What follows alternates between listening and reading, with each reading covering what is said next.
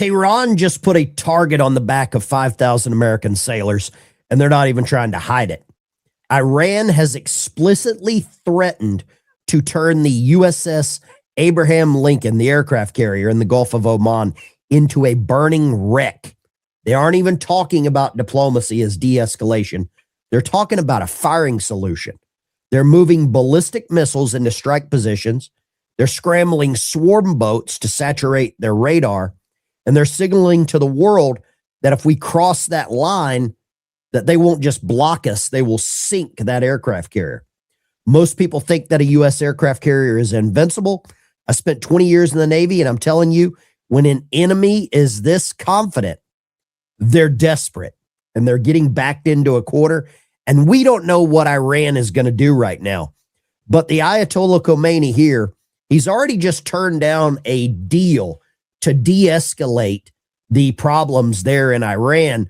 And all they have to do is stop enriching uranium, stop making parts and more chemicals for these nuclear weapons.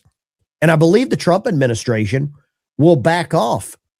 But right now, they don't have an option, because if Iran gets a nuclear weapon with the amount of chaos that they have in their country, in their streets, it's very possible that the Ayatollah might use a nuclear weapon on his own people, because his own people are calling for his head, calling for his removal. And the people in Iran just want their country back. They want some level of, return to normalcy and maybe a little bit of Western civilization so that the women can be women. Now, another video that's just been released, and this is Iran's drone carrier. And apparently, now this has got a smiley face, but this is not scaring anyone. But they actually have a carrier that is used to launch their drones. And these drones are being used right now for surveillance against the United States Navy and other United States military assets in the area. I want to show you this. This is crazy. So if you think these people don't have technology, don't be fooled. They do. ما الان روی ناو پهپادبر شهید باقری هستیم. پهپادهای جاسم چه زیبا. اینا پهپاد از هواپیمای قاهر جنگنده ساخت خودمون، طراحی خودمون از جنگنده قاهر ساخته شده. So what you're seeing here is a carrier that just has drones on it. That's all these are drones. So they're very advanced technology, but they're not really going to scare anyone whenever you have warships like the USS Abraham Lincoln with fighter jets there. But I've got to commend Iran for, I don't know, it's a bit of a try hard if you want to ask me. Let me show you this video that Iran's news agency, Mir News, has just released.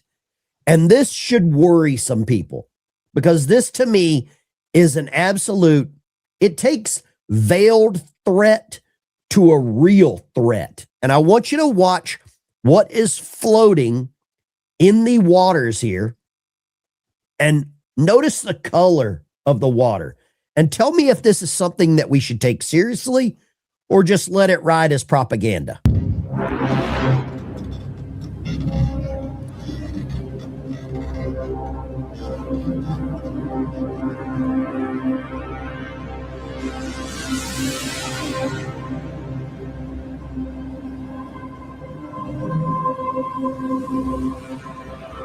So the image there in the background is a couple of United States Navy warships. You've got the blood red water. Then you've got hundreds, maybe thousands of coffins floating there, draped in the American flag. Now, some people might say this is propaganda. Some people might say it's a symbol, but this was released by the Iranian news agency, Mir News. And I think it's time to really start taking these guys serious. They do not like us. They chant death to America on a regular basis. And when they're putting out this kind of information on a state-ran news agency or news system, take it serious. And I'm sure that Pete Hegseth and other members of the United States Secretary of War's department are taking this serious. Here we've got more propaganda coming from Mayor News. It says Iran has always welcomed guests warmly. And it shows here United States naval ship, maybe an aircraft carrier, I think they might have got it a little wrong, on the horizon, flying the Stars and Stripes. And then on the coast here, you have Iranian weapons, surface to air, ballistic missiles, looks like some drones there. So they're actively inciting their republic, their people. I would say republic is probably far from what they have. They're inciting their base with the possibility of real full-scale attacks against United States naval ships and assets in the area. This worries me. The last thing I want to see is real boots on the ground action in Iran. We have enough problems here in the United States, and I wish we would take care of some of the problems here. But I don't want anyone to lose sight of what is the number one state sponsor of terror, and that is Iran. Number one state sponsor in the world. And with Iran to weaken right now, it could be a very good opportunity for the Trump administration to move in, overthrow this leader, the Ayatollah Khomeini, and get some real change there. But they continue to push out this propaganda. This is more propaganda from Mayor News, that state-run organization. Like I was saying, you've got to see this. They are really ramping up the rhetoric.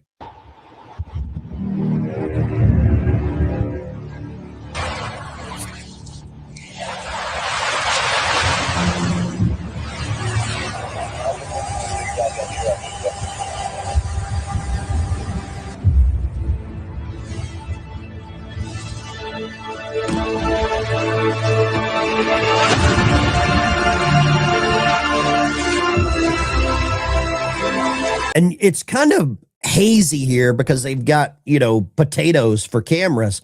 But it says, if you sow the wind, you will reap the whirlwind. This is a real threat. And I'm taking this serious. And I'm sure the leadership of the United States military is taking this seriously. But there are some doubters. And one of the biggest and probably loudest controversial spokesholes, mouthpieces, is a guy by the name of Scott Ritter, former United States Marine intelligence officer.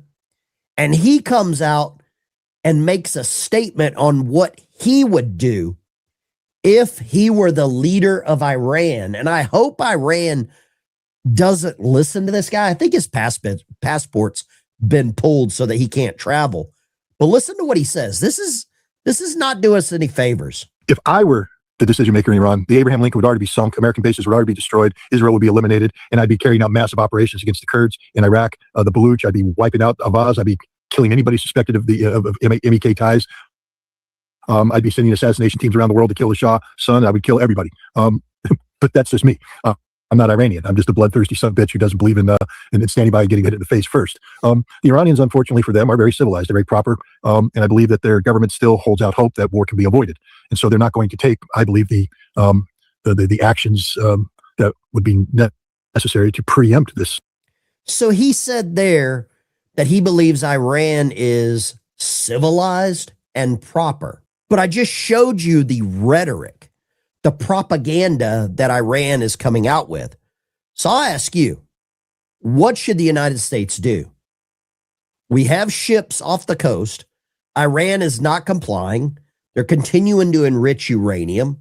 They're continuing to manufacture pieces to gain control, gain access, and create a nuclear weapon. And what will happen if Iran gets a nuclear weapon? What other countries in that area would be destroyed, be wiped off the map? The first one that comes to mind is Israel. I am no proponent to helping other countries before helping ourselves. But I believe in the Middle East, it is a binary choice.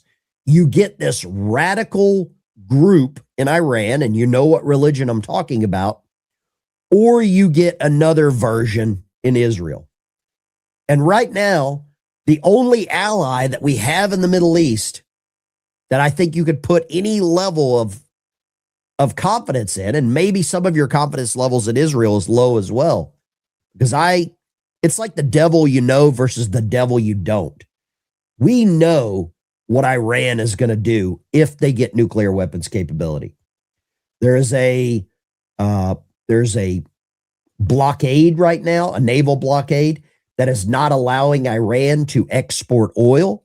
So that's destroying their economy. There are riots all through the country. That's destroying the integrity of their government. There's an active coup, an active overthrow that is in process. And I don't think it's long before the Ayatollah either steps down willfully or he's removed forcefully. I'd love to get your opinion on this. But the threat is real in the Gulf of Oman, and the buildup of United States naval vessels, equipment, aircraft, and troops is there for a reason. I'd love to get your take on what you think the next step should be, what you think the next step is going to be. And those could be two very different versions. Thank you for tuning in. I'll see you in the next one. Keep your head on a swivel. This is a hotbed in Iran.